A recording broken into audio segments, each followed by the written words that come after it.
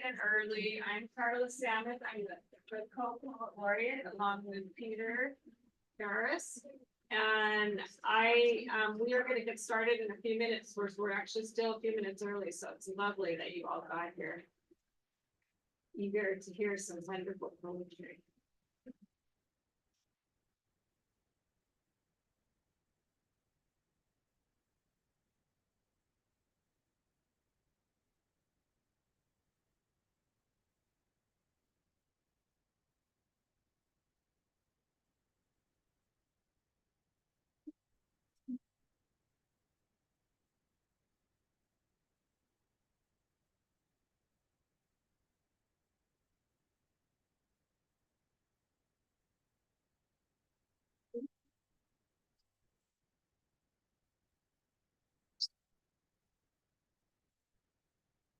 Okay, should we just have some just in case? Are there more up there?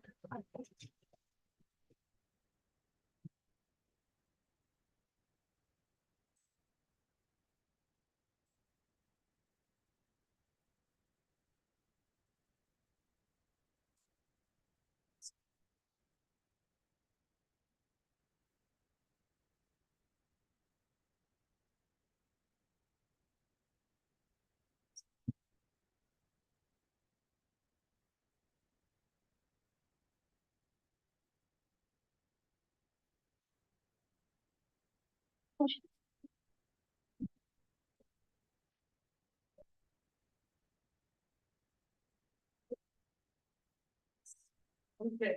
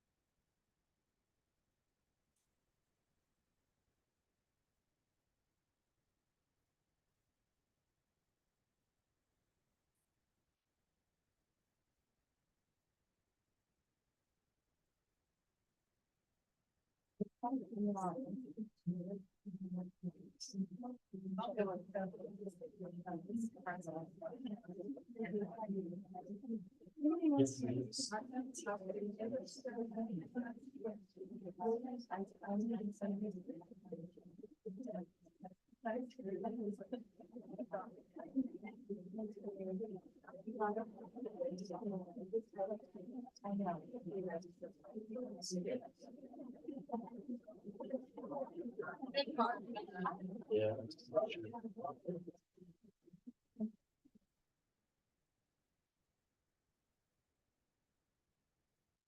Well, okay.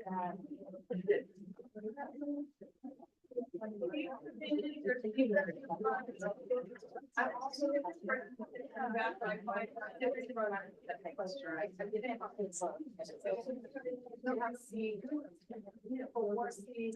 there's a whole front row. We have seats.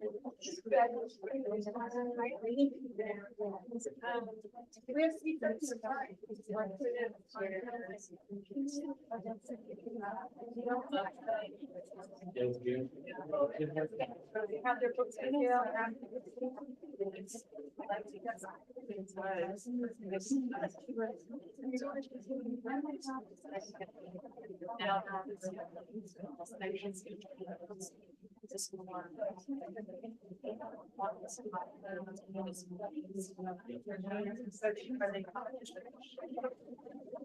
Yeah, I checked battery.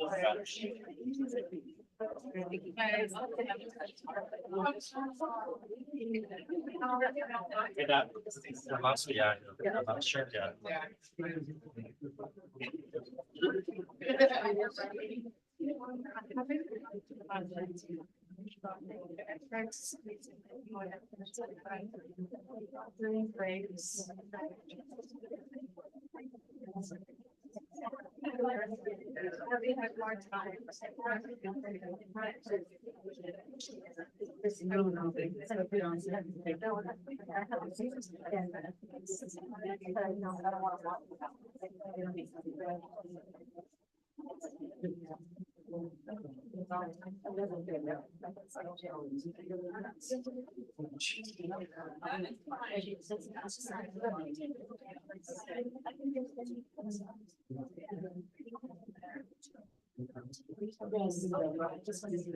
Bigger crowd than I thought. Oh, I know.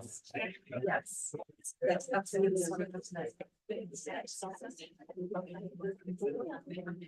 I think start. I think we should get started.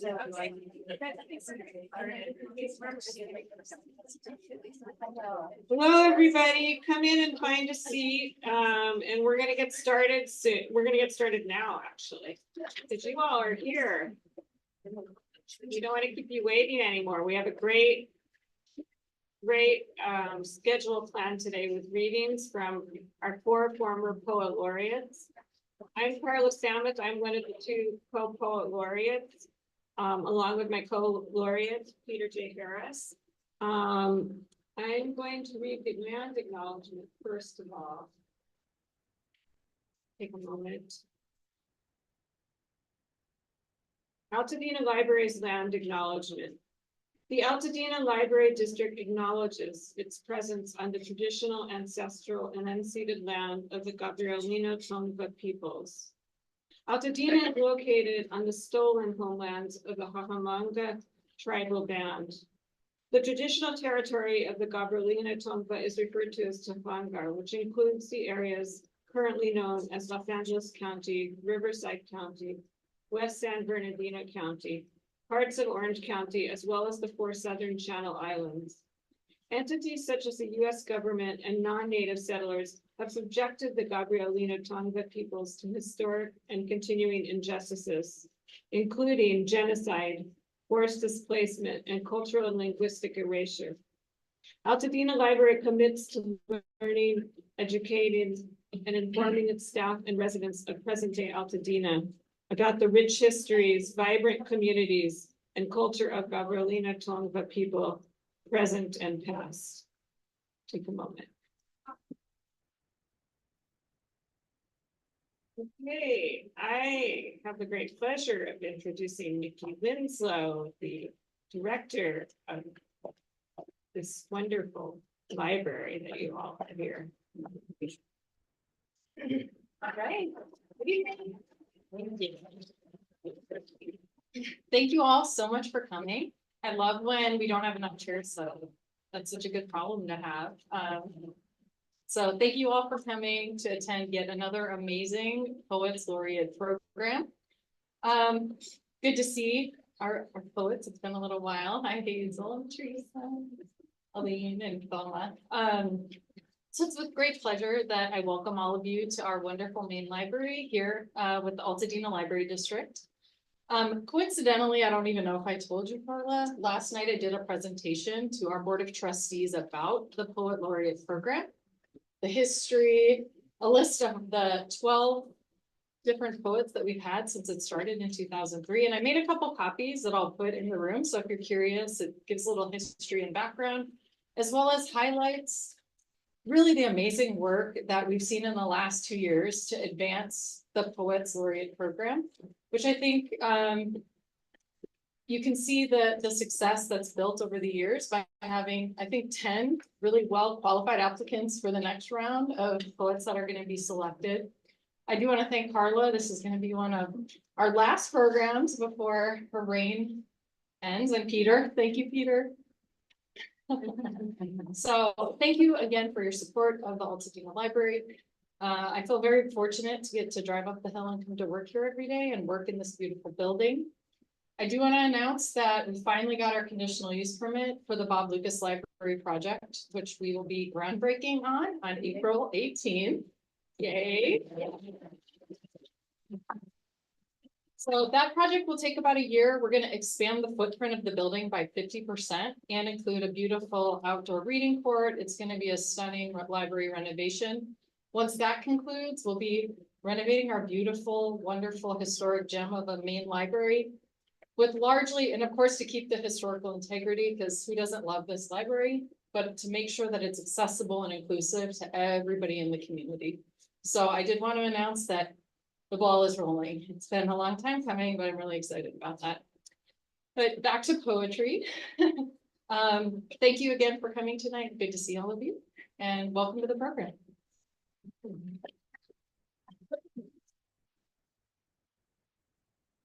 Thank you, Nikki. I just want to really thank the Altadena Libraries and the Altadena Library Foundation and the Friends of Altadena Library who have been a huge support for this Laureate program. Also, Women Who Submit, the Academy of American Poets and Poets and Writers. So we've had a lot of key support in the last 2 years. We're grateful. Our first poet who's going to be reading is the amazing, we're all amazing, 4 of you. The stunning poet Teresa Machuk. Teresa Machuk served as Altadena Co-Poet Laureate in 2018 to 2020. She is the author of 3 full-length collections of poetry: Invisible Light, 2018, Keeper of the Winds, 2014, and Red Thread, 2012. Her poetry chapbook, Incidental Takes, was published by Hummingbird Press in 2023. Please welcome Teresa.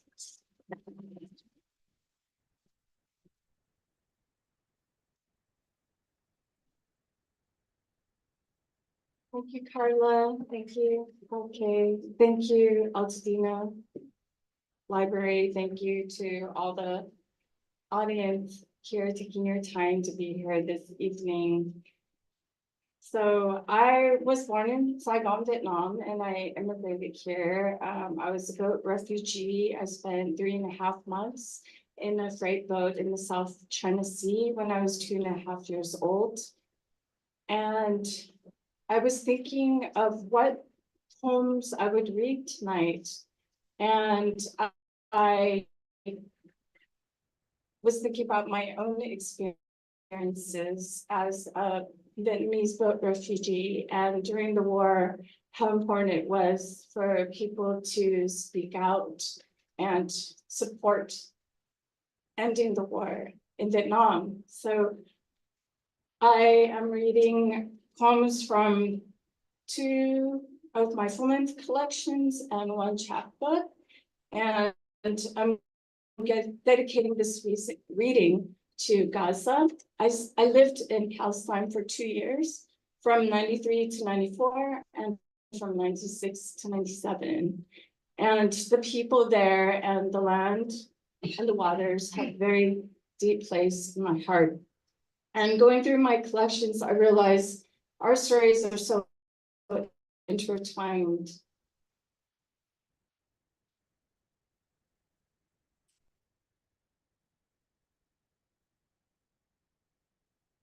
And this is why I have so many poems in my collections about Gaza. So this first poem was written in 2010 or 2011. It's called Eternity in Gaza. Khan Yunis Refugee Camp, 2001. When the canisters fell, they were ready, thinking more tear gas. But a white cloud flowered above, then changed colors and emitted a sweet odor that made them want to breathe in, the way one breathes in the smell of sweet tea. The color darkened until it looked like a burning, and people ran to put out what they thought were fires on their neighbors' rooftops. Muscles began to cramp, constricting as if from the bite of a scorpion. A woman dropped her child as she scratched herself in a fit of convulsions. A father attempted to hold down his son, who flailed and moaned until he fell into a coma. The teenagers who played with the canisters, who taunted their apparent harmlessness, shrieked and shook in pain for weeks. The doctors had never seen anything like this before. The villagers had never seen anything like this before. The convulsions came like waves for an entire month, and family members who sat and cried at bedside wailed in pain, almost victims who looked like rabid dogs. Some visitors were stunned silent, their eyes inward, heads tilted to the side, as if not looking would make it somehow not be truly happening. In a laboratory far away were beakers, scientists in white gowns and goggles, microscopes and gloves. At the end of the day, they went home to their wives and wives to their husbands. The tables were set. The dinner was ready, warm and steaming, and the children swung their legs beneath the table.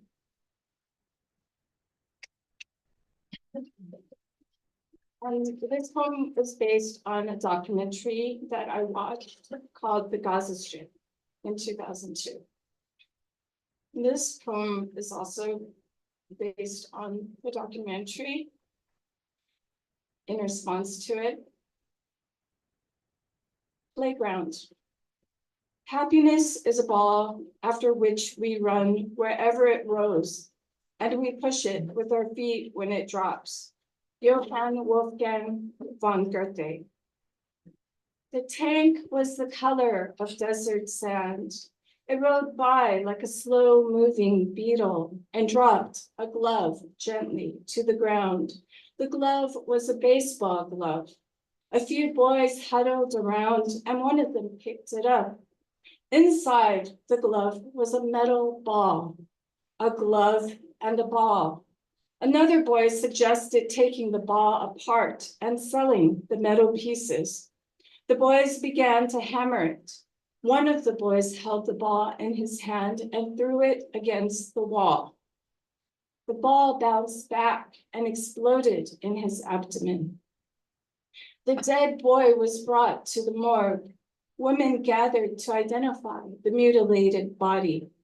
The boys who survived walked around with furrowed brows and a deep silence that only such shock could induce, surrounded by wails.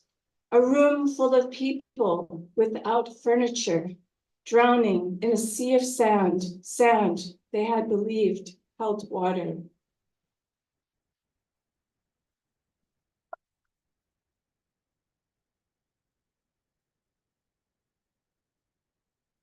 This poem I was imagining, because there's so many F-16 fighter jets constantly flying over Gaza. And I remember it was near the time of the Rose Parade or the Rose Bowl. And I heard F-16 fighter jet fly over my home. It was so deafening. And I thought, wow, how is it to live like this? Constantly, nonstop. And this poem was inspired by that. Ocean in a conch shell. F-16 fighter jet overhead in an empty cup pressed against my ear. This next poem was inspired by a news article that I read regarding the drone usages in Gaza, the drone attacks. It's based on a true story. Pencil, quote, "Everything, I shall rise again. I will take up my pencil, which I have forsaken in my great discouragement, and I will go on with my drawing." Vincent van Gogh. A missile is shaped like a pencil. Its long, slender body and pointed end creates history. A girl walking down the street, a few steps ahead of her sister and friend, two medics who were trying to help injured people. The parked ambulance, all were annihilated by the same weapon. Above, drones, silent, unmanned planes, a metal predatory bird that shoots a missile with precision, identifying the colors of a shirt, the features on a face, the shape of a nose, the color and length of a mustache. In a room far away in another country, a man sits at a desk and looks at a screen. He strokes his thick, dark mustache as he carefully contemplates, then pushes a button. There's a charred hole in the ground where the girl once stood. There are pencils that write and erase, so that there is nothing to be read on the page. The page blank as the desert sky, blank as the smooth shell of a drone. There's a family drinking mint tea in a living room. The man holds a cup to his lips. The glass touches his mustache. A silent bird hovers above. In a split second, everyone is dead. The house is in rubbles, arms, legs, splattered organs among concrete. Soon, there will be no trace.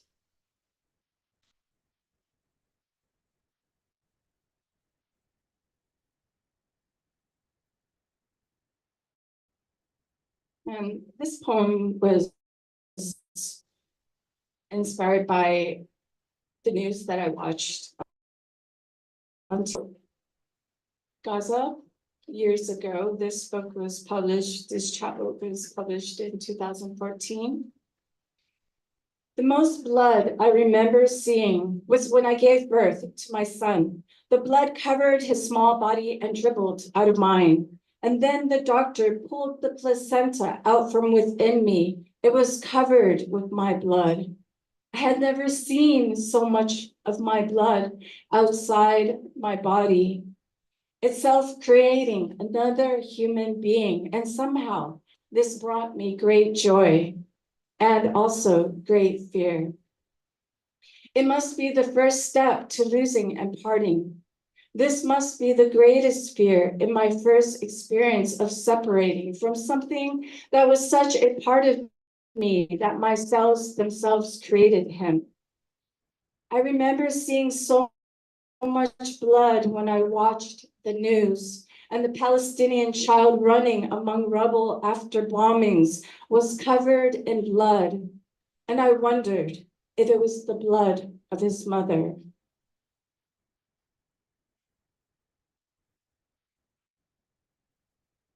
It's my last poem, Ghazal, Kindness, while living in Palestine, O Jerusalem, 1994.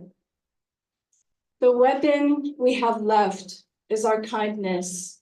In the Middle East, my heart felt kindness.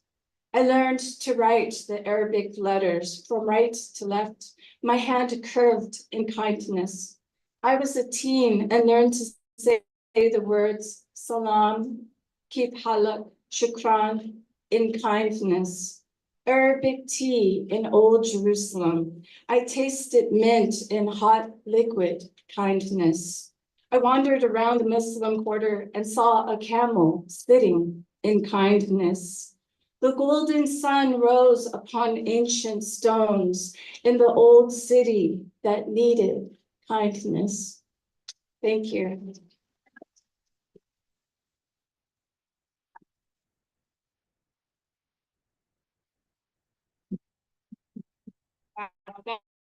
That was amazing. Let's give another hand.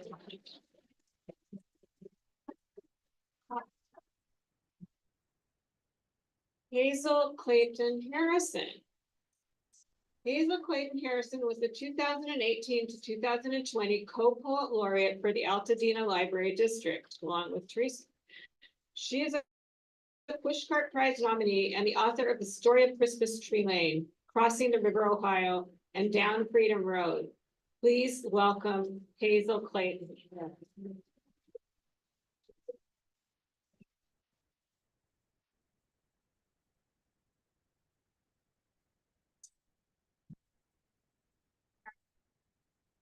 Good evening, everyone. I am so excited to be here. I was just telling Teresa, this was first announced back in October, and it seems so far away. And now it's tonight and we're here. Just to introduce myself, I was born in the South in Georgia. And in the late 40s, early 50s, my family migrated from Georgia to Ohio. So I was raised in Ohio. And then after I graduated from college, I was married to a Rolling Stone. And we moved across country and somehow I landed here. So I'm very happy to be here. And tonight I want to, before I start my poetry, I want to thank the library. I want to thank Nikki Winslow, and the current Poets Laureate, Carla Samuth and Peter J. Harris, and all of you for being here tonight. I'm going to start out by reading a couple of poems. It will be from my book that was published in 2020, Down Freedom Road. I write a lot because growing up in Ohio, I grew up in a very small steel town and went to integrated schools. Well, we were never taught about Black history. So I was very surprised when I went away to school and discovered that there was such a thing. And so I've been doing, over the years, I've done much research. So in honor of Black History Month, I'm going to read a couple of poems, Black History Month poems. And then I'm going to probably segue into something a little bit more contemporary, recent history. The first one that I'm going to read is called I Am Woman. I wrote this some time ago, and it's in honor of the women that I have admired, historical figures. I am woman, proud, Black, and free. I am woman extraordinary. In spite of hands that have tried to hold me down, I have risen to mountain peaks.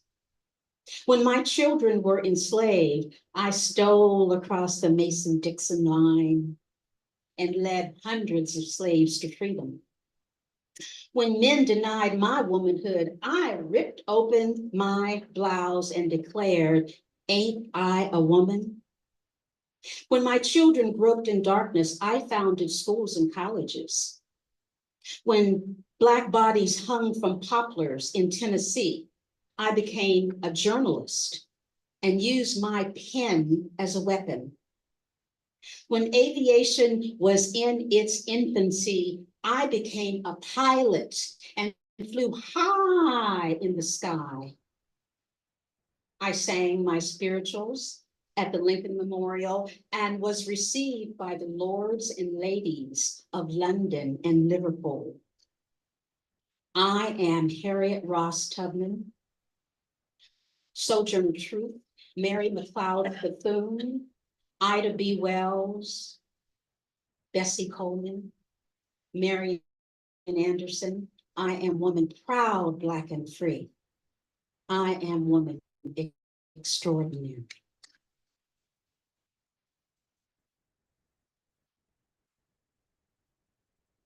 A song for Ida B. Wells. Ida, Ida, Ida B. Wells, your name is a song, a war song, a weary blues song, a hallelujah, thank you, Jesus song. Ida, Ida, Ida B. Wells, what invisible hand molded your striking face, your eyes, your lips, your cheeks?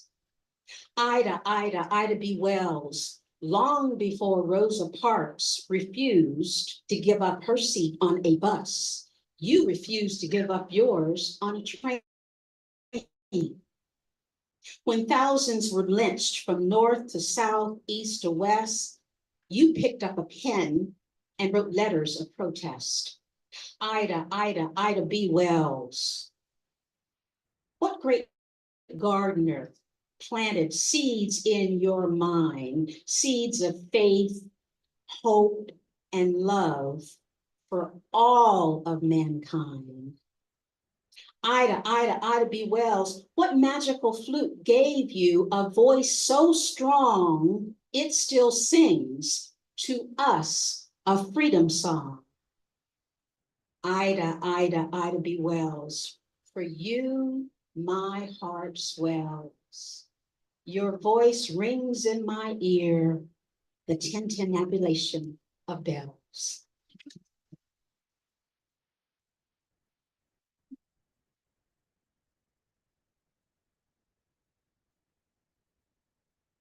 Freedom Road. I wrote this more recently because I've had the honor of traveling that Freedom Road through the Civil Rights era, through most of the, well, through the 20th century and the 21st century. And when you've lived that long, you witness a lot. And you don't understand it all, but you've seen it and you've experienced and you've lived it. Freedom Road. Jim Crow laws, charred Black bodies, strange fruit hung from southern trees. American flag, sick and tired of being sick and tired. Black migration, escape from terror. Harlem Nights, weary blues, lift every voice. March on Washington, freedom fighters, voter registration. Many rivers to cross. Hurricane Katrina, Blacks left to drown. Mother Emanuel, blood on the cross. First Black president, amazing grace.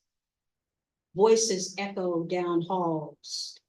White backlash, Charlottesville, Virginia, encroaching shadows, tiki torches, hate and terrorism, dark brew of troubles, homelessness, wolves eat babies, strange the stars. Press on, children, press on, taste freedom, hear the dawn birds sing.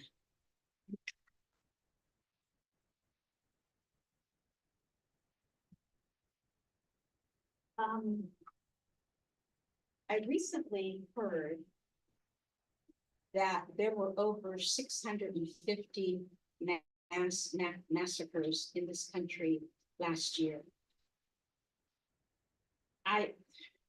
It's very difficult.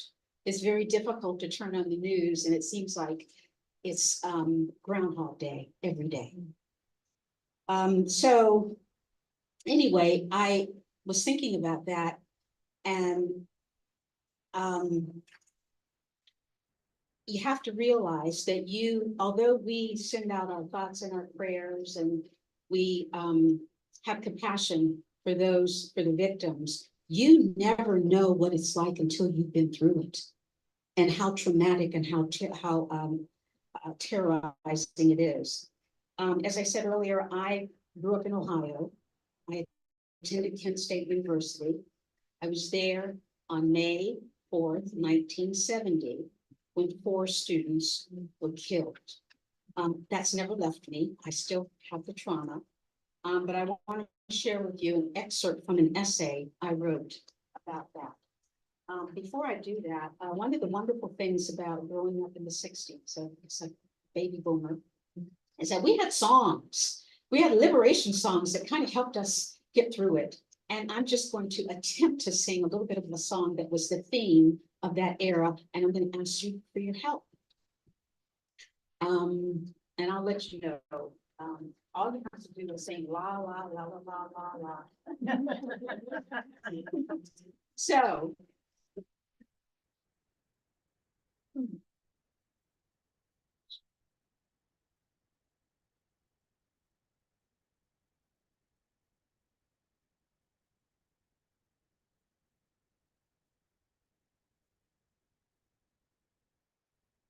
Tin soldiers and Nixon coming. We're finally on our own. This summer I hear the drumming. 4 dead in Ohio. 4 dead in Ohio. 4 dead in Ohio. La la la la la la la la. La la la la la la la. La la la la la la la la. La, la, la, la, la, la. Monday, May 4th, 1970, dawned one of those beautiful, crisp, clear spring days that Ohioans live for after a long winter. The sky was painted a turquoise blue. The sun rose like a golden pendant in the sky. I left my apartment at 11:15 a.m. to give myself plenty of time to get to my 11:55 music appreciation class. To avoid the noon rally, I detoured around campus instead of taking my normal route through the commons. When I reached the music center, I sank into a seat in the back of the room. Only about a half dozen scared, nervous-looking students sat in the classroom. The hands on the wall clock pointed to 11:58. I was only a few minutes late. I struggled to pay attention to Miss Schubert's lecture on Mozart. A little after noon, I heard the clanging of the victory bell. Minutes later, there was a popping noise outside. Pow, pow, pow, pow. It sounded like the 4th of July. We sat still, holding our collective breaths. The noise lasted only for 13 seconds, but it felt like a lifetime. Miss Schubert paused in mid-sentence and ordered us to stay in our seats. When the noise stopped, she went to the window facing the commons, pulled back the blinds, and peeked out. Turning to the class, she looked like she had seen a ghost. Class is dismissed, she said. From the look on her face, I knew something had gone terribly wrong. I grabbed my books and ran to the front exit. I stumbled down the stairs. As I stood on the sidewalk feeling disoriented, a white girl ran towards me. My God, they are killing us, she screamed. 4 dead in Ohio, 4 dead in Ohio.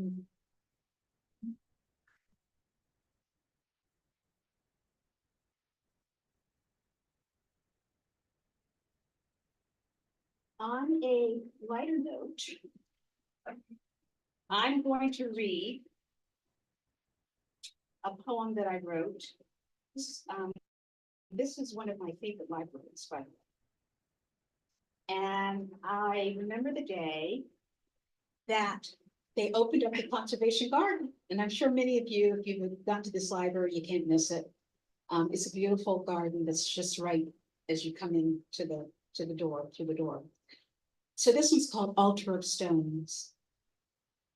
At the library, behind a brick wall, beneath shadows of evergreens, a conservation garden slopes down a winding trail. Pine cones nestle in its nooks. Butterflies dance on its sweet breath. Baby blue eyes open under its shade. Like a bird song, the garden beckons weary travelers. Come sit by my side. Lay your books on my bed of pine needles.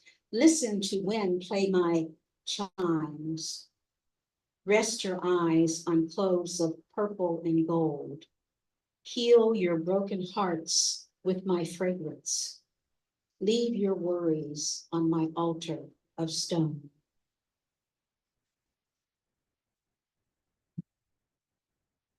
Last poem, the moon has been in the news a lot. And I love moon watching, particularly the full moon. This one's called Meditation on the Supermoon. Oh, supermoon, hanging so large and luminous in the sky, I gaze at you and wonder, are you a lantern made to light the way for ships lost at sea? Or the lens of a great telescope from a distant galaxy? Or are you Earth's faithful lover, come to bathe her tonight in your ineffable light? Yeah.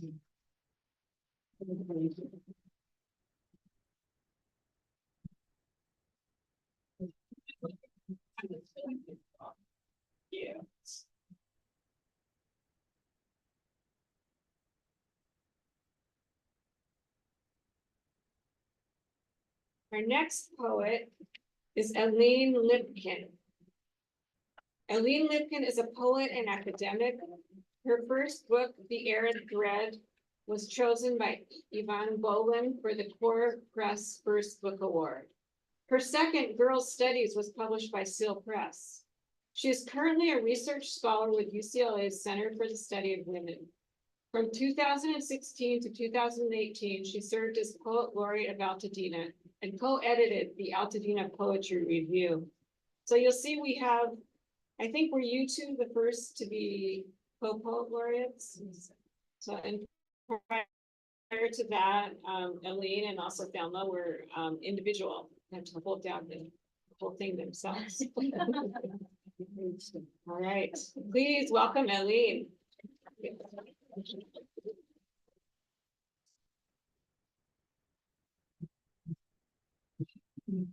Great, it's wonderful likewise to see so many friends here. It's really great to be back at the library. I definitely want to thank Carla and Paul and everyone who's organized all of this for us.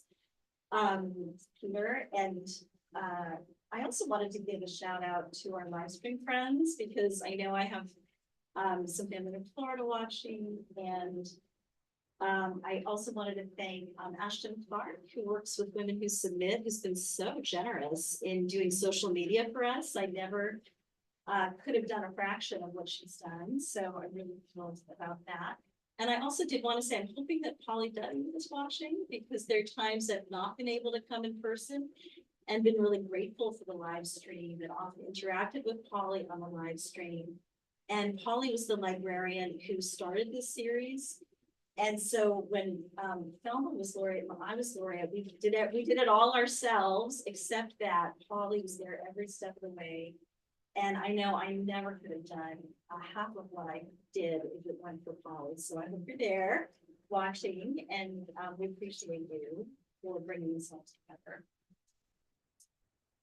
So I thought I would read from a series that I've been working on that I started during the pandemic, and it's from a manuscript in progress that I'm calling Girl in a Forest. And during the pandemic, we were living in something of a mythic time. We were so lost, didn't know what was happening or would happen or could happen or was going to happen. And I began reading a lot of grim tales, grim fairy tales, and I was especially drawn to the tale of Hansel and Gretel. And I sometimes say to my students, in my other life, I teach girl studies and I'm involved with a lot of girl advocacy work. And the figure of Gretel just kept calling to me as a pre-adolescent girl, kind of on the cusp of becoming a woman, from power. In this story, she's the savior because she saves her brother, but she murders the witch. And I just began to sort of see the story as kind of a palimpsest on which I could impose understandings of gender, of identity, of various roles that women inhabit. So I'm going to read a few of the persona poems from that series. The first is called Gretel Looking Back, and this is when she's a bit older. Crumbs jostled inside my brother's pocket, worried like coins rubbed to plain metal.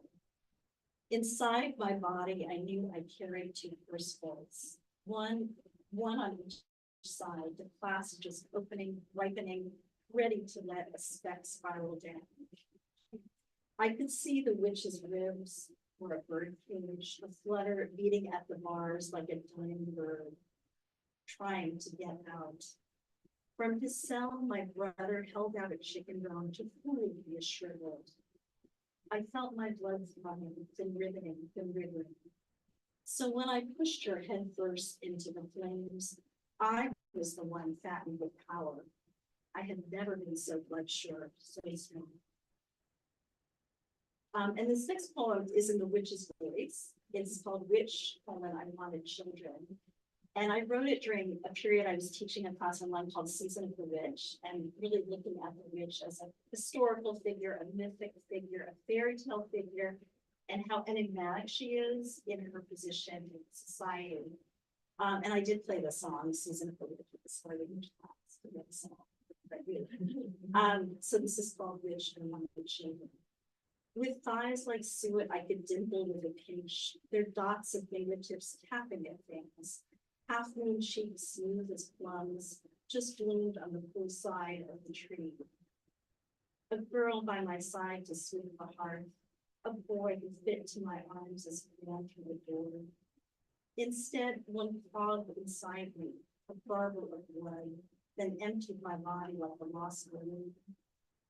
I drank a tea of nettles, I steeped brew, crushed columbine inside my wine. A draught with pennyroyal pushed the last word out. So when I spied them happy, deep in the woods, my middle twitched. One bite I thought, just a swallow. My lips licked to have that taste of hope so deep inside.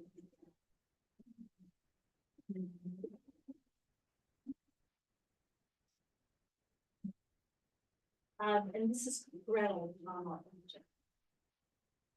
I was a good wife and even had a Joe, complacent, observing, a cold nose tipped in through the open window, kissing you welcome, a flank pretty for petting as I ready to read your woman. I was the row of cups lined on the shelves, handles like wheels turned to catch your growls where sudden stop. A hand slammed into the wood that said your supper was instead warming. I was the coverlet, the band, the ticket, zigzag stitched dreaming scraps like a map, a zipper of thread basting an old patch with the last sheen of my wedding dress, a throat of color torn off the board. I was the moon pyramid, having like the trap that you set after you slipped into the early dark while I tried to sleep, listening to the children breathing, trees laced above the roof, saying again, there is always a way.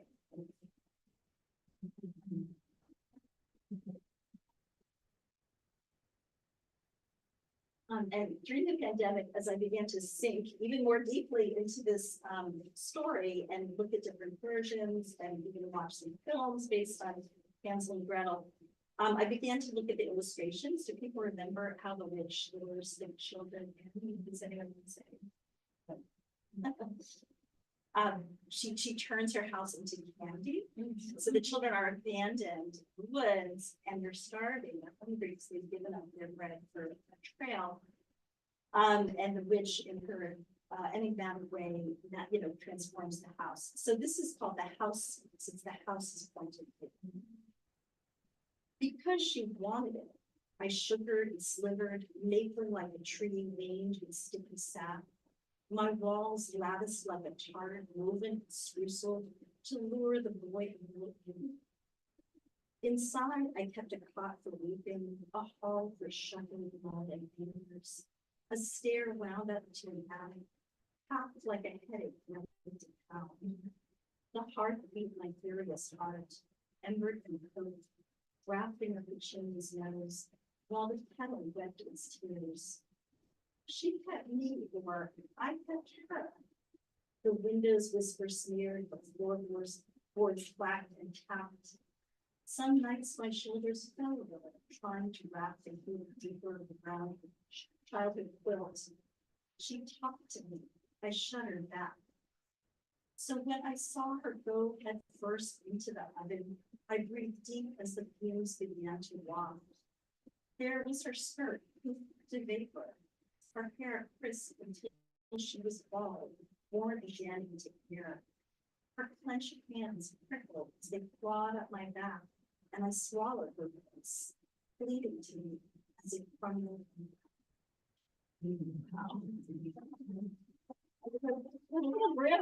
So are the good fairy tales. Some in fact are even grimmer. I tried to stay away from those, but it was a time of day. So this is called step, in step motion. Underfoot, underway, littles, a broom to sweep them out the door, a rag to brush their dust away, a wipe of dirt across the ledge, a shake to send an imprint from their minutes. The girl's silhouette against a shadow, the outline of what was and still to be. The boy's bump of nose, plump at dusk still drew her face against the wall.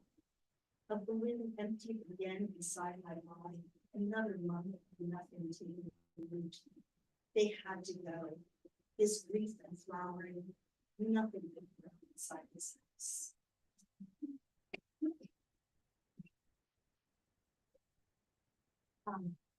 One more of these reasons. Dear girl, I wore a darkness that leased and latticed into my hair, dust like a ribbon velvet torn. I tied it at my throat, let it not entangle the edge of my dress and handed to scallops weeping and raw. It brushed at my knees, a shadow that chased like a hoot as I ran, that lost angel blind and ducked. I let it ride on my back all the way past.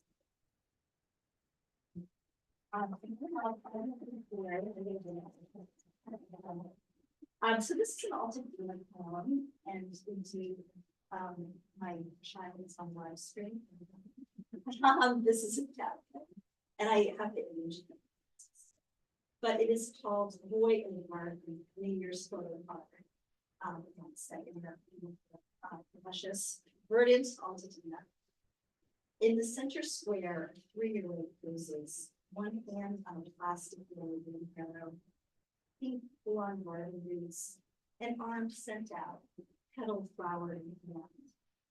Angels' trumpets cradle his ears, their sweetness a vapor of light within a child's fine hair.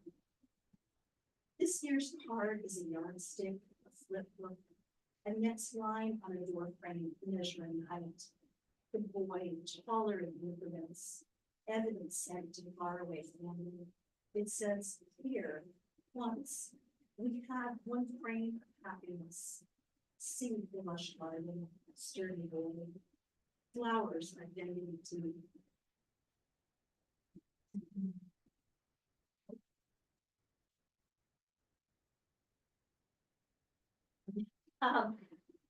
This poem's called Laureate. My grandfather, just a few years widowed, waves as the down escalator lowers me increments out of my sight.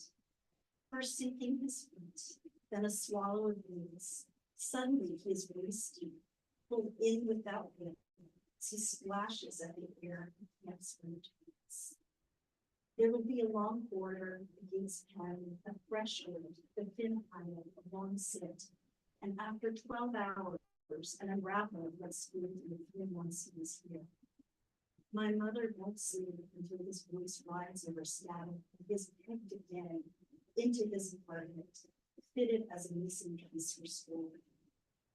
We stand a few moments after his square torso drops, witness loss of neck, distinct ears, a lovely crown. Though a child, I know this conveyed belt is important. The earth will absorb him with death, while we stand sidelined to his neck. We can't really.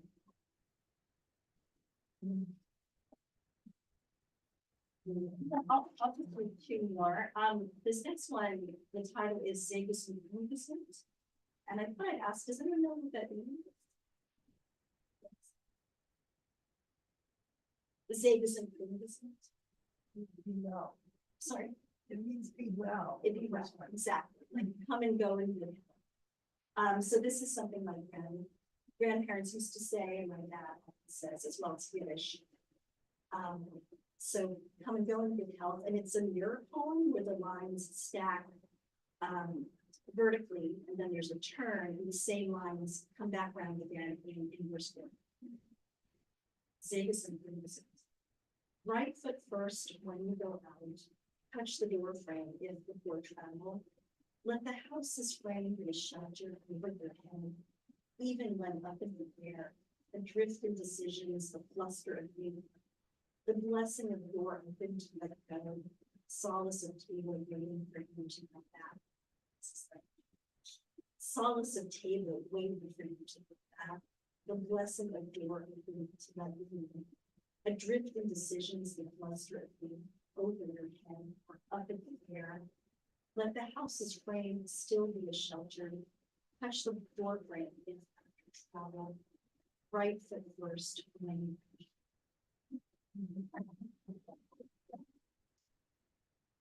and the final poem is the title is Care Vert, which is French for green earth. And I was I don't even know why, but one time looking at one of those taxonomies about color. when you kind of learn about nuances of color. And I came across this color, which is translated as green earth. And the epigraph I stole from this book was medieval Italian painters used green earth to underpin middle earth tones. So I loved that idea. It's a kind of middle tone that you don't see, but also casts a shadow. Girl in a forest, girl on a lawn, legs that were as a shadow of home. Inside the canvas, green tinges the albumin of her cheeks. Thin arms laid down by her sides, decorous, her veins filling with roots. She will lay against the clear earth, dress wrapped, filling up to sky.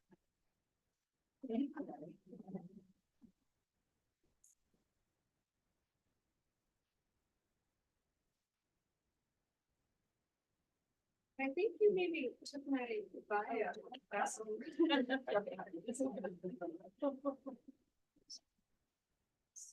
Aren't they wonderful?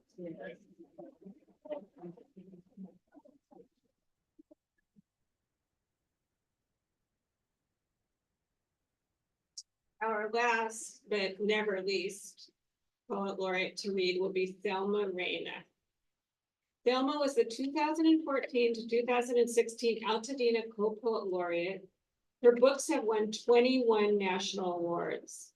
Thelma has written 6 books, including 3 full-length poetry collections, edited 4 anthologies, and is a Pushcart Prize nominee. She is also the publisher of the forthcoming Altadena Poetry Review Anthology 2024, which will be coming out very soon. Please welcome Thelma Reina.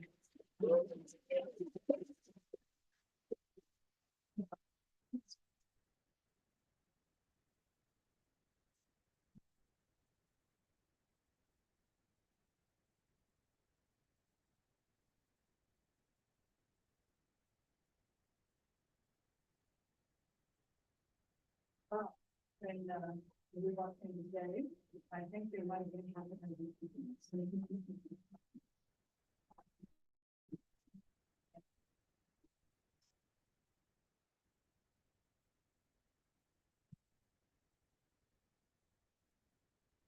Thank you so much for coming. It's wonderful to see so many of you. Is this better now? Yeah. Good, good. When I first walked in, there were about half a dozen people in this room. And now it's just a really wonderful, beautiful group here. So thank you all for being here. I was not the co-poet laureate. I was, as Carla explained, in 2014, 2016, when I was lucky enough to be the laureate for this wonderful community. It was just one of us. And Aline succeeded me, and she also was the last of the singletons. So it's been a very evolving poet laureate program. So lucky to have that. I'd like to read from 3 of my books. These are the full-length poetry collections. And I'm going to abbreviate it a little bit since it seems that we have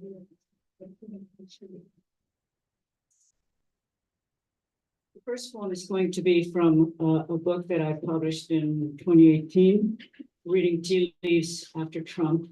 I started writing this book 2 weeks after Trump was elected president. I felt that our nation was in for a very hard ride. And I devoted the entire year of 2017, his first full year in the presidency. I conducted research every day. I had a box. I collected articles from many, many publications, journals, magazines, newspapers, because I wanted to document in poetry and prose, totally fictionalized, but based upon actual events that were happening. I wanted to document the first year of the Trump presidency. And I took it all the way up to the end of that first year. So that's what this book is. In the first, this being a presidential election year, I thought that I should say something political. And I shows something about voting. So here is the first one. And this is called Martin from the Grave. If I could turn, I would, but this coffin holds me still. I whisper to you now through 50 years of tears for what you have endured. We've marched these sizzling streets before, these bridges blocked by dogs, batons, and helmets of hate. We've pitched these battles before, teeth-tearing ankles, rubber bullets burning backs, clubs dense as rifle butts cracking skulls. We've locked arms, locked eyes, locked hands and heads for safety when they came with boots and hoses to shut us down. We dragged cheeks and chins on concrete when they pulled us by our feet across blood-stained streets. We've been shot unarmed, flayed to the bone, hanged like dead rabbits by back doors. White folks picnicking by trees where our mangled bodies turned in air. Photo ops galore. If I could spin, I would. For what they did, what they do, should have died decades past, but won't. So my wrath will filter like earthworms through these clods, through stones, through smoke of churches burnt, through ether and miasmas of stillborn hopes, through centuries of hacking on the shackles. No amount of blood we shed can satiate their hate. I whisper to you now through 50 years of hush, for I hear boots tramping once again, their boots, and smell this Ku Klux stench in the people's house. I rush my wrath to you right now, for I hear the rattle of chains and Koch brother laws, hear our ballots torn and tossed, hear us mocked again for marching arm in arm. I send my wrath to you from here, for I see ramrod arms stretched high, and the man who would be king tell daily lies, and see billionaires with secrets taking reins. I whisper to you now from here, for I see zealous in towers and lounging by lakes, our people's money raked into pockets mysterious and soiled. You've stared in these men's eyes before, withstood forked tongues that turn equality to roulette wheels. You've heard their codes and veiled slurs, taken shields against these wars. If you can hear my whisper, remember what my heart once said. The measure of a man is where he stands at times of challenge and despair. Today, these heartbreaks bore to the core of earth. If I could spin or turn, I would. My coffin keeps me prisoned while my spirit weeps for you. My desiccated eyes, vacant mouth, tired ears filled with dust ceased mattering on that balcony that spring. My lips are stilled and my dust is mixed with worms. But your feet hold fire. Your arms still link, and your voices are oceans unleashed.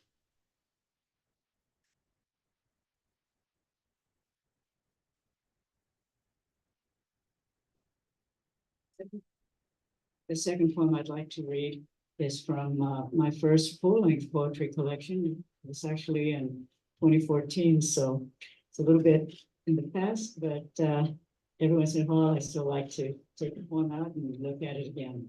So the poem I'm choosing from this book here is called The Undivorced. And that has a little backstory to it. I was standing in line at a grocery store, and I do not eavesdrop on people's conversations, but there were two women standing in front of me, and they mentioned that so-and-so, they mentioned a couple's name, that they were undivorced. And I said to myself, I've never heard that word before. I did not know what it meant, but they gossiped a little bit and I didn't listen, of course.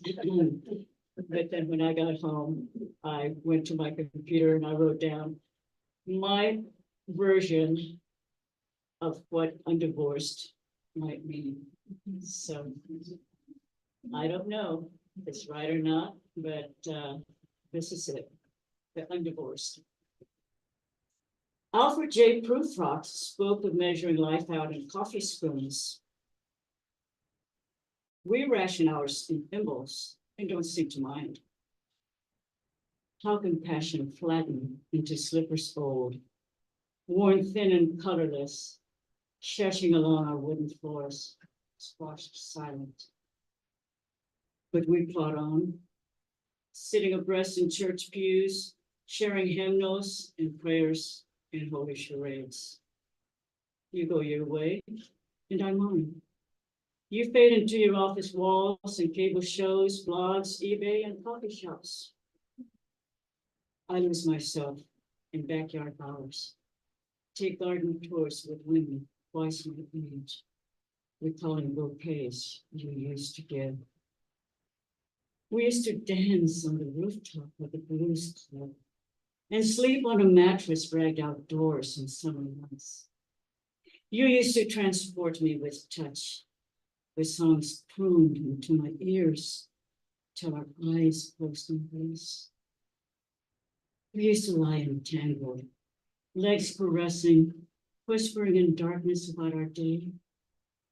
But who remembers so now? Most often, we are proverbial ships.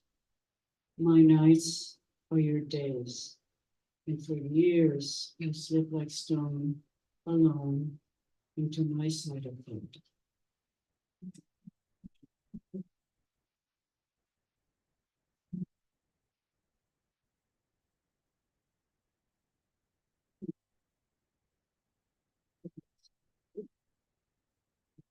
Okay.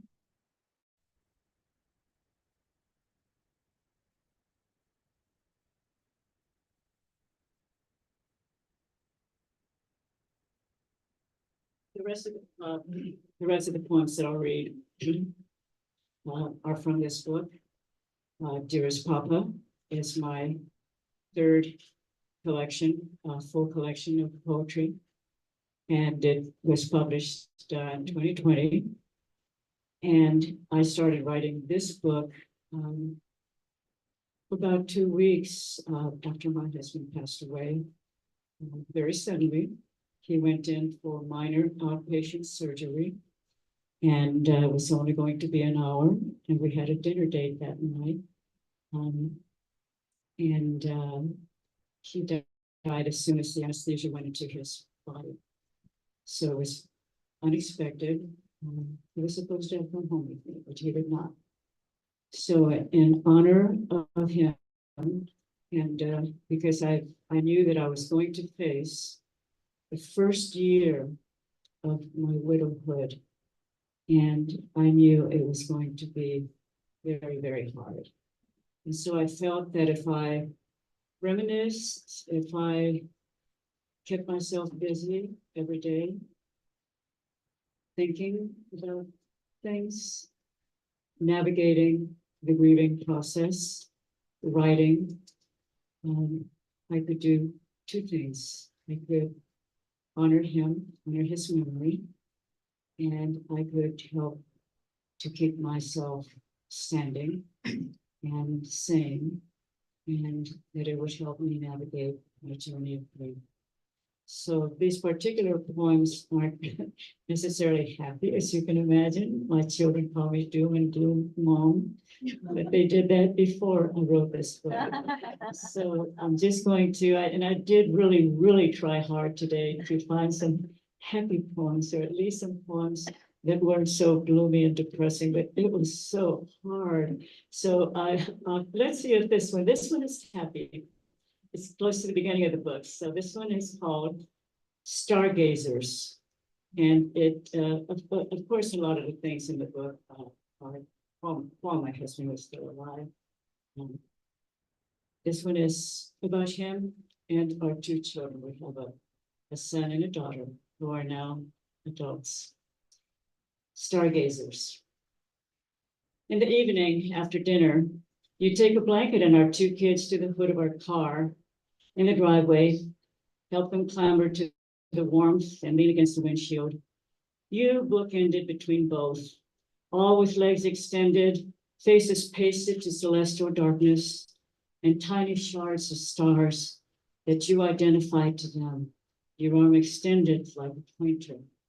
Their mesmerized eyes following your finger, picking out constellations, naming names, swooping your arm from Little Dipper to Big, from Venus and Calliope to the Bear, the Archer, the Milky Way, Orion's Belt, and explaining light years in primary school terms, chatting about spaceships and suits, about planets spinning around the sun, our Earth a large blue marble, with the math teacher turned astrophysicist, unfurling to his precious children the infinite grace and luminescence of heaven.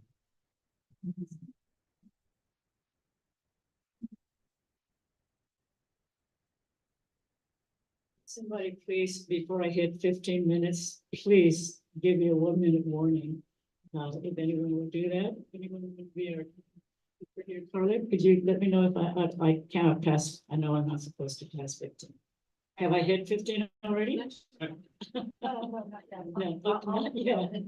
Okay. This one is it's based on science. It doesn't sound like it when you hear it, but it is based on science. And it's called broken heart syndrome. You always hear the phrase broken heart, but it's always romanticized in movies, songs, but it actually has a scientific basis. So that's what I'll share with you. Broken heart syndrome. There is such a thing, doctors say. Not the zigzag, split, pointy hearts, two pasted halves on Hallmark cards. No, docs say hearts really do fall apart. Disasters shred our fibers like thieves picking pockets in broad day. Sadness of things gone wrong, small or big. Chipped chunks of stamina and strength from hearts like Greenland's glaciers sliding into open sea. Our chambers are invaded, locks picked, thresholds split, so heartbreak can slip in. Yes, doctors say there is such a thing. A violent spat, a gun jabbed in your face, a lover in his mistress's embrace, caught in your bed, a husband with a bullet in his head, or found suddenly at dawn, blankets warm, but skin cold. Startling things, ambush grief, unplanned loss, face shattered and tossed. World appended, though brief, can be enough to cleave your heart. Yes, doctors say there is such a thing. No wonder then that spouses married long and tight depart this world in tandem, or one soon after. No wonder then that when Carrie, Princess of Galaxies, died sudden, her icon mother, consumed with grief, followed close. No wonder then that elders in love for life die days apace. Yes, not all wounded depart, but they stumble along with fluttering hearts, weakened pulse, leaking valves, raided chambers, puttering onward, broken heart syndrome and all. Yes, doctors say there is such a thing.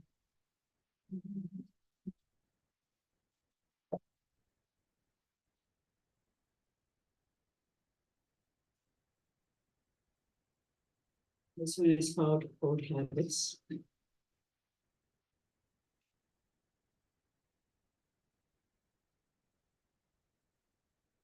How easy it is.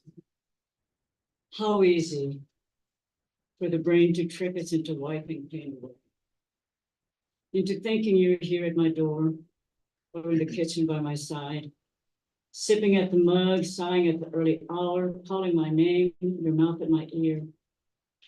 How easy, how easy. The brain contorts memory to shadows of itself, clipping connections to calendars and seasons, children growing into future myths with veil over never tripped. I hear footsteps, jingling keys, the gentle click of a door unlocked, water lapping at your washbowl, gentle, purling, steaming stream gurgling, and you coming to shade. How easy it is to hear these precious sounds again, these tiny tunes of love, tricking death and me with double shots of cruelty, warmth of the reliving, then stabs of recollection of seeing you lowered, sinking, roses sliding to the slope.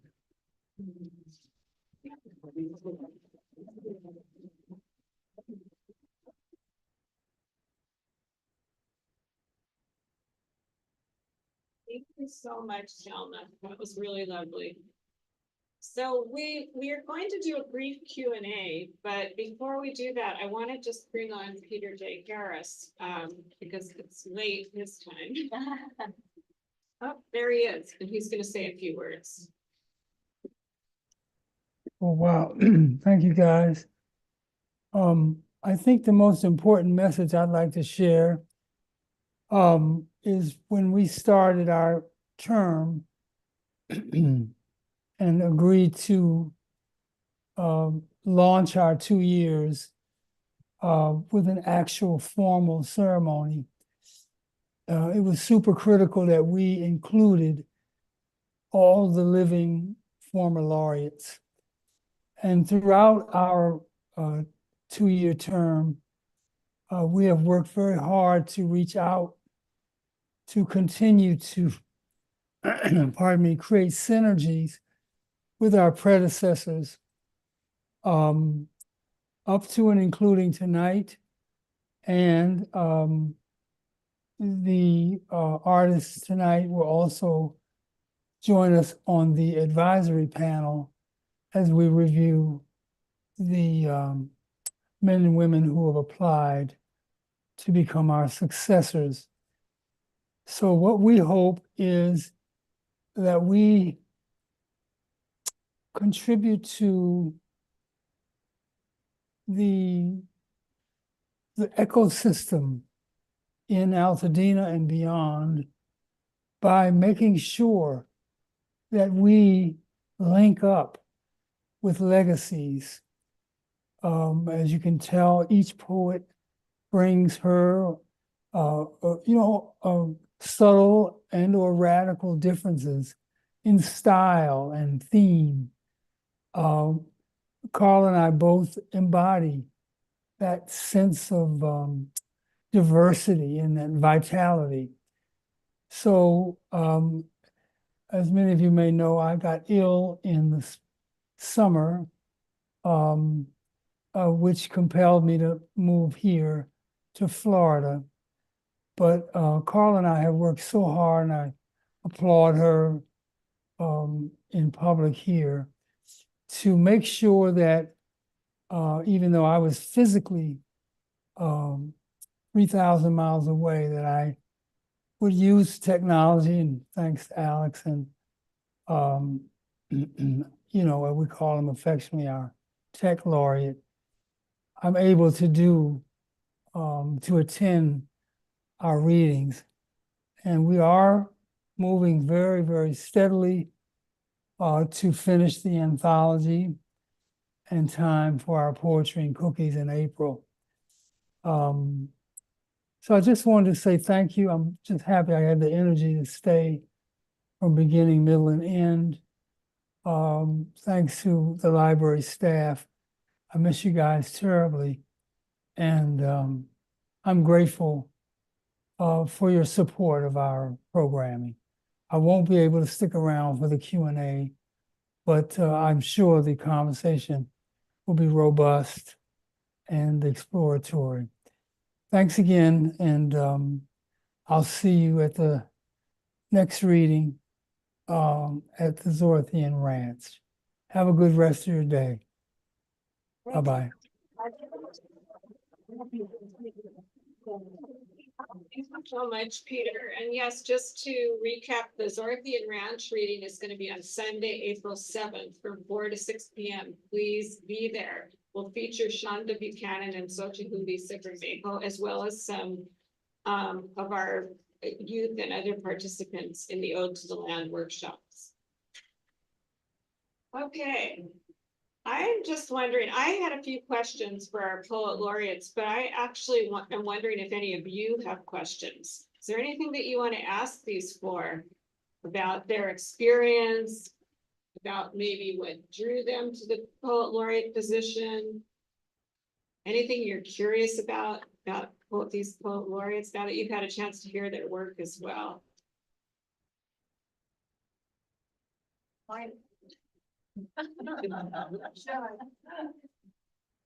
Okay, I'm gonna ask the question then. Somebody asked me this question at my book launch on Sunday. I hope you have a different answer than I did.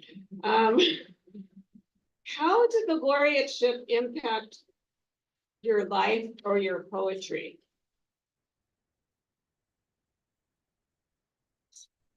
Whoever feels inspired to answer, you don't all have to answer, but.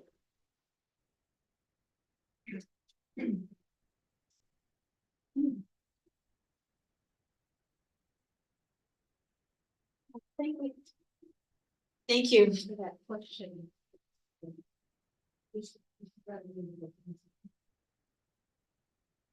Hello?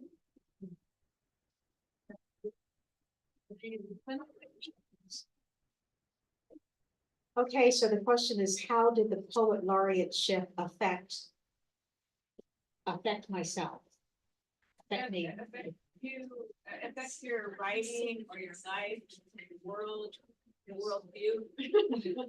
Your relationship with Altadena. Yeah, first of all, it was such an honor to be selected and to have a co-poet laureate, because we had no idea the amount of work that it would be. And as you all know, when you're a writer, you're so focused on your own work that you often spend days and days in your room or your place, your desk, just writing.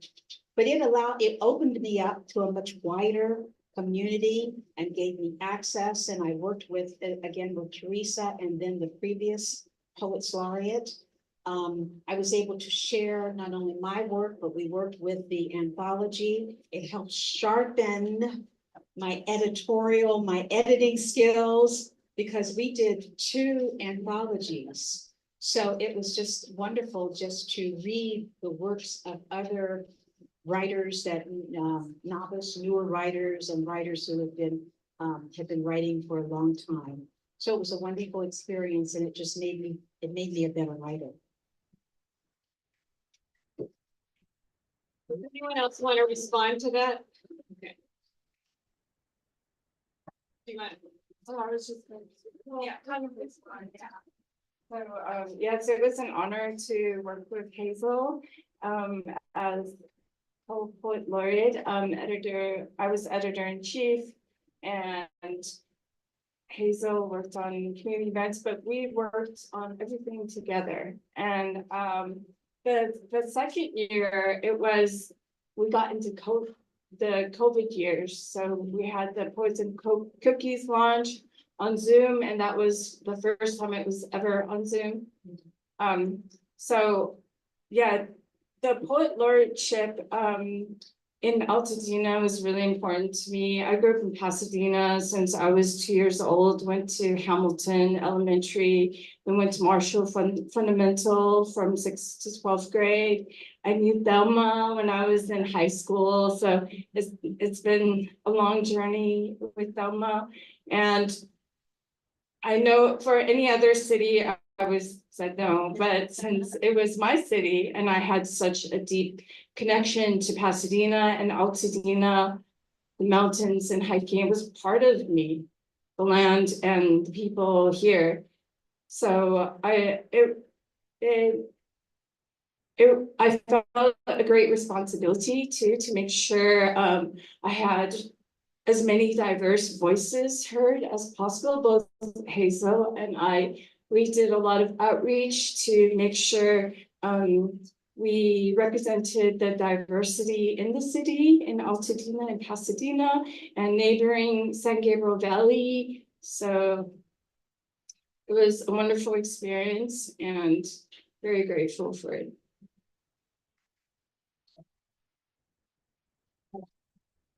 Anyone else or no pressure? Yeah.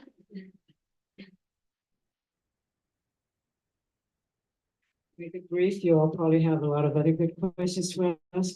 I just wanted to add that being a laureate opened my eyes to what a poetry community was. It was not a focus on myself. It was not a focus on my writing, what I was doing, but it caused me to get to know my fellow poets. It caused me to learn about the entire poetry community and to try to create events, activities where we all got together. And for me, putting my fellow poets on stage, so to speak, putting groups together, putting events together, so that a lot of people could get visibility. I found that very enriching and very satisfying. So thank you for that. Well, I believe we have a question from an audience member. Yes. Do you want to? Hello, thank you all for reading your poetry. It was a wonderful experience to sit in the back. Thank you. I guess I have a question, which I sort of heard some of you begin to answer too with another question. But at this moment in time, and this like a sort of cultural moment, our social moment, you know, however you locate yourself, I'm curious what you as poets want your poems to do when you read them out, when you write them.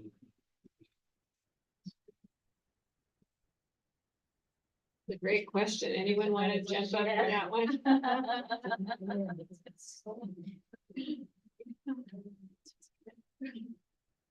Asia Monet has a piece here that has poetry on all the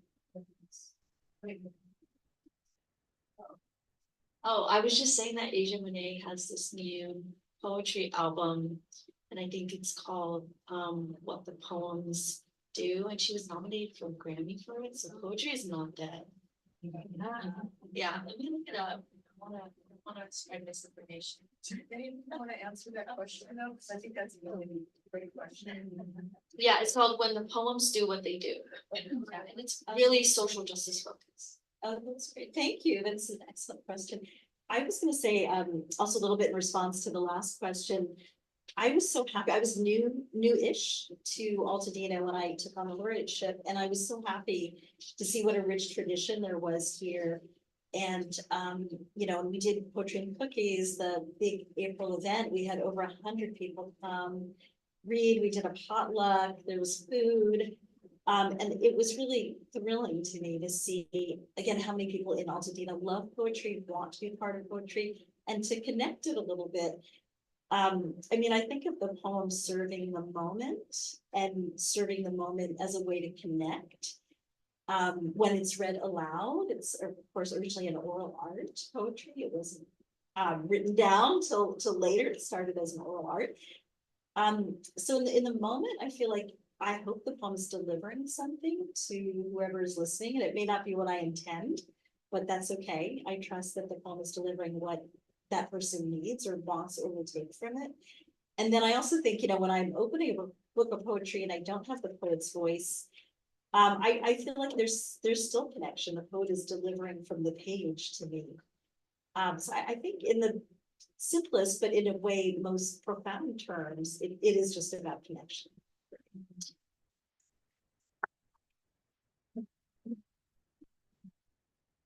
I think we have time for one more question, if anyone else has a question.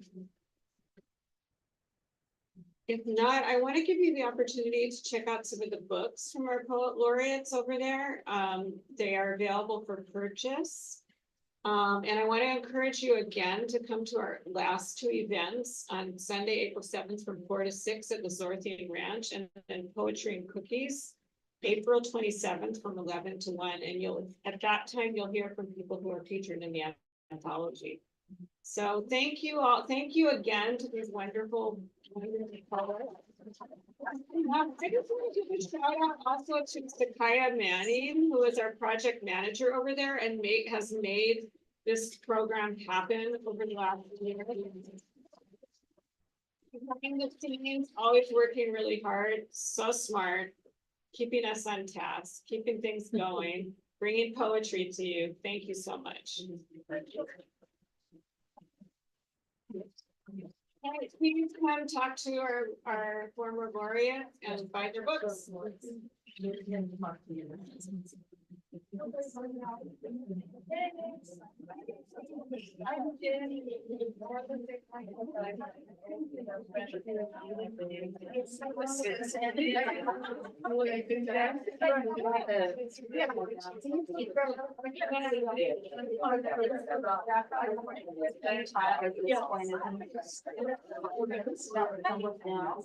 Yeah.